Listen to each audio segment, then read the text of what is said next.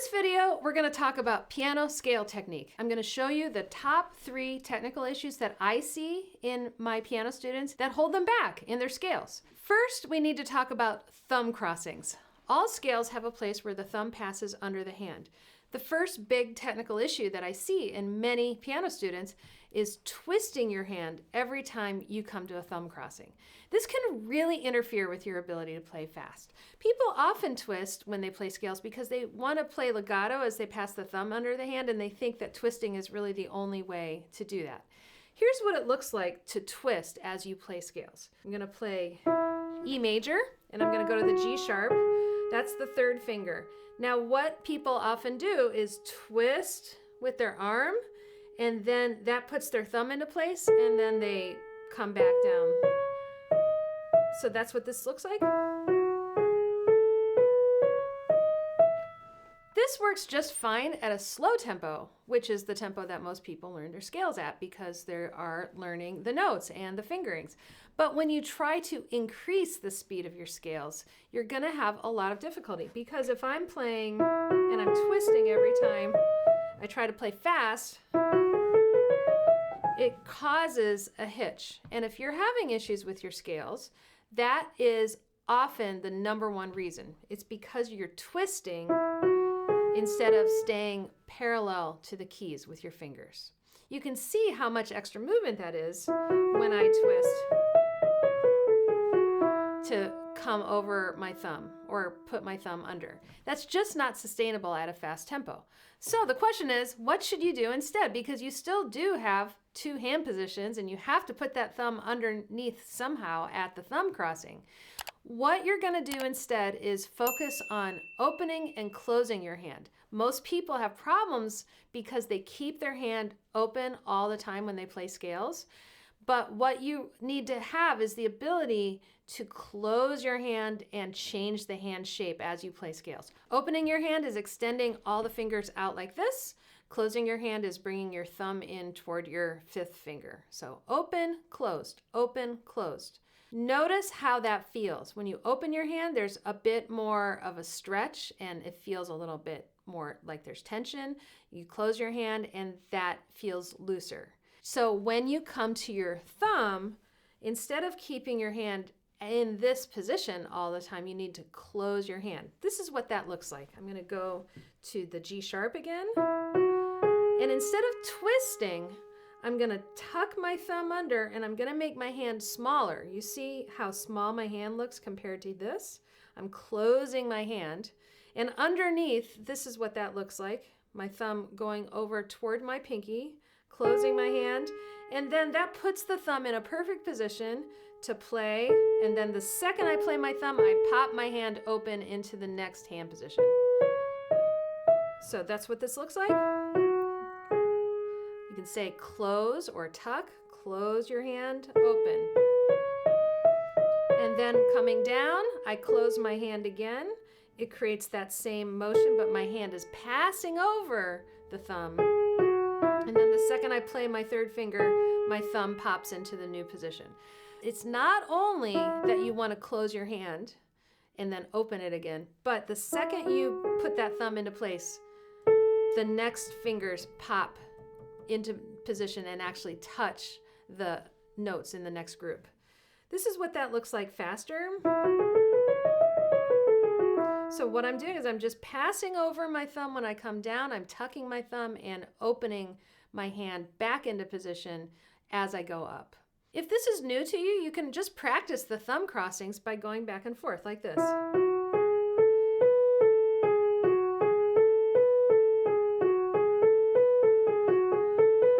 So what I'm doing is I'm popping my fingers into position, but I'm not going like, I'm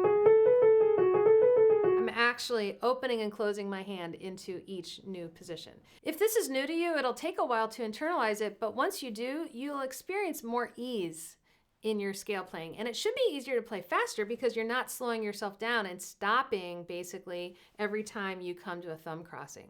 Focus on keeping the fingers parallel to the keys, keeping them nicely aligned. And when you get to the thumb crossing, close your hand, tuck your thumb, and then pop your fingers into position. Before we get to the next thing, I want to let you know that I'm building a comprehensive scales course that goes much deeper into everything we're talking about today. I'm going to talk about technique, I'm going to talk about speed, I'm going to talk about musicality, and more. This is a course for pianists who have already learned or at one time knew all of their scales who want to level up. If you're serious about leveling up your scale playing, you can join the waitlist by scanning this QR code with the camera on your phone here, or clicking on the link in the description. That way you'll be the first to know when the course launches. The second common technical issue I see all the time in my work as a university piano professor is playing with a tight thumb. Now, the issue with a tight thumb is that it causes a whole chain reaction of tension. It causes your wrist to tighten, and it can cause a burning sensation in your arm when you try to play fast. What a tight thumb looks like is when it's curved out like this when you're playing. I'm curving my thumb out now, and I can feel that my wrist is locked, and it's hard to even move my hand around. So check that out for yourself. Hold your hand up, curve your thumb out like this, and feel how tight your wrist gets. What you want to do when you play is have a thumb that is not curved, preferably kind of straight.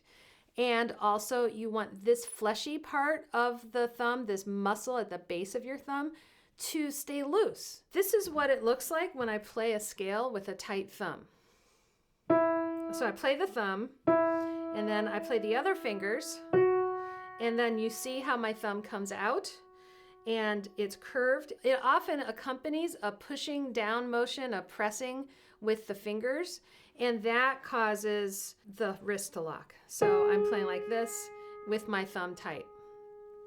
So you can look for this yourself by, first of all, just playing the thumb, and then when you play the fingers, try to keep your thumb loose and notice if it curves out. If it curves out like that, focus on relaxing it. Focus on this muscle right here at the base of the thumb. Don't let that be tight. And then also focus on a loose feeling in the palm of your hand underneath as you play. You can check this yourself as you play by playing, for example, a 5-finger pattern. I just played a 5-finger pattern, and as I did, I felt this muscle engage when I played my thumb, but then when I played my fingers, it relaxed. A lot of times a tight thumb comes from pushing, from pressing too hard in the fingers, like I just mentioned. So the other thing to think about here to keep your thumb loose is to release the pressure after your fingers get to the bottom of the key. So I'm playing this, but I'm not pushing down into the key. That often is the source of thumb tension. Another issue with the thumb is a lot of times people play the thumb by dropping from the wrist like this. And so that means that every time they get to the thumb in a scale, they drop their wrist. This is what that looks like.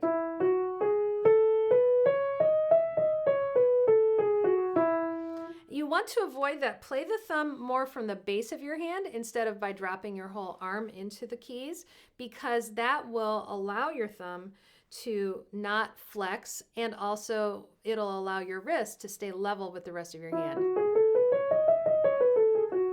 So look for thumb tension and practice releasing it by using your other hand to simply check in with it and touch it and become more aware of the tension.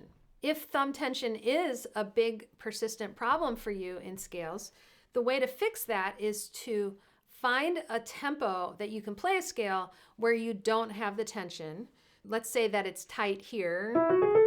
Let's say I get tight there, but I can easily play and keep it loose. Find that tempo where you can actually consciously play loose, even if it's just this, even if it's like, okay, I'm gonna release on every single note, focusing on that thumb release. Find that tempo and then practice around that tempo. Inch up from there. Don't just automatically try to play super duper fast, because that is going to contribute to the tension. You need to learn how to play your scales with a loose thumb, and so you've got to bring it back to a tempo where that is possible, and then just inch it up from there. Over time, even after a few weeks of focusing on that, your thumb tension should improve and you'll be able to play with more ease because your thumb is not causing your wrist to tighten up every time you play scales. The third technical issue a lot of people have with their scales is playing with a collapsed hand bridge. This is one of the most common things I see, especially when people start trying to play their scales a little faster. What happens is the back of the hand flattens out, the outside of the hand on the pinky side often collapses, and the fingers are curved like claws. This is what that looks like. Okay, notice that the back of my hand is flat, my fingers are curved in, and I'm collapsing onto my pinky. When your hand collapses like that, it becomes difficult to play with a robust and singing tone because your fingers don't have the stability of your hand to support them, but also it causes a lot of tension and it's really, really hard to play fast because if my hand is collapsed like this, I can't really get any kind of sense of ease or speed because I'm working against myself. Basically, the fingers are trying to fight this low position of the hand. When we play scales, we want a supported and rounded hand bridge. We call it a hand bridge because when the back of the hand is rounded, all these bones in the back of the hand support each other.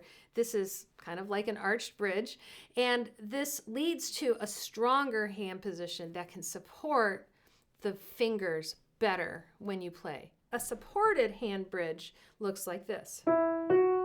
So you can see that my hand is no longer tilting onto my pinky.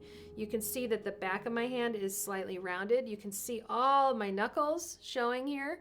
Before, when it was collapsed like this, my knuckles were all collapsed in here like this. When you're playing scales, you can watch for a rounded hand bridge and correct it if it is collapsed. If you're not sure if you're collapsing your hand, it can actually be kind of hard to watch your hand while you're playing.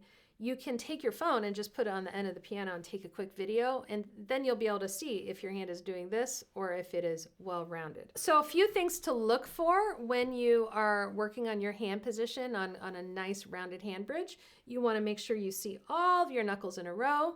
You want to make sure you're not playing on the side of your hand when you play the fifth finger.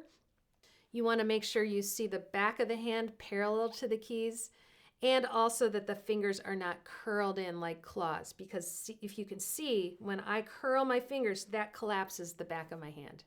Now, if you are collapsing your hand, there are a few things you can do to help learn a more supported position. One thing that I always like to recommend doing is take your other hand, in this case my left hand, and put it underneath the right hand, and see how my hand is collapsed here on the outside. I'm going to just gently push up and support the outside of my hand.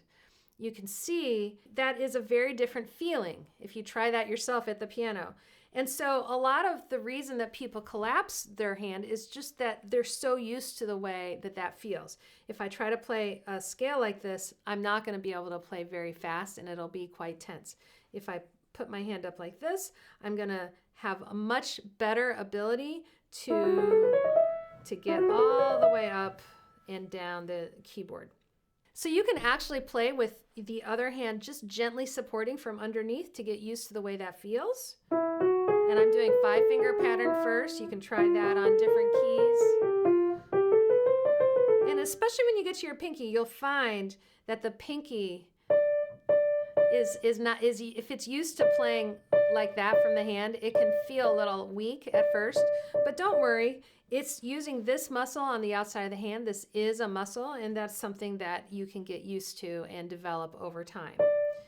Once you start learning how to play with a better, more supported hand bridge, you'll probably notice that the sound quality of your scales improves, and also that you are able to play faster and with less fatigue. So the next time you're playing your scales, watch out for these 3 things: twisting at the thumb crossings, having a tight thumb, playing with a collapsed hand bridge. All 3 are incredibly common, and all 3 are fixable with awareness, some patience, and focused practice. If you're trying to change these technical habits, be patient with yourself because old habits die hard. If you've been doing something one way for years and years and years, it's going to take some time to relearn the motion and change the way that you approach it. If you want to go deeper into piano scale technique, check out this video right up there. And if you like this video, please tap all the buttons all of us YouTube folks always tell you to tap, because it really makes a difference and it'll help me reach and help more people. Thank you so much for watching. Good luck with your scales and happy practicing.